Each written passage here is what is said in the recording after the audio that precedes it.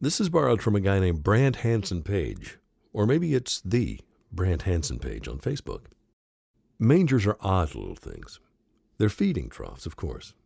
In ancient Israel, they were made of stone. They're not super comfortable, but you know what? In a pinch, they can be kind of protective.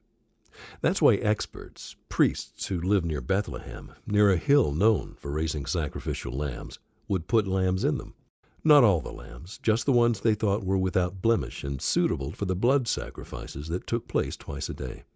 Sacrifices to cover sin. These were the lambs Bethlehem was famous for.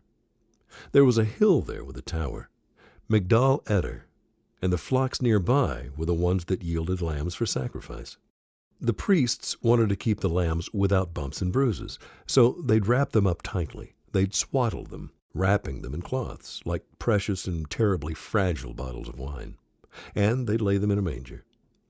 Manger is only mentioned in one account of Jesus' birth. It's in Luke. And it makes sense. There's really only a small group of people who would understand its significance. And they are the very ones who would hear the words, "You will find a baby wrapped in cloths and lying in a manger." Shepherds, the shepherds of the sacrificial flock. They knew what the cloths and the manger meant. "This will be a sign to you," the angel said, and it was. It wouldn't have been a sign to many, but to them, most definitely, and this sign was staggering. The long-expected king wasn't headed to a palace. No, this was going to be different. He was going to be sacrificed. They knew where the Messiah was born, but they also knew where he was headed.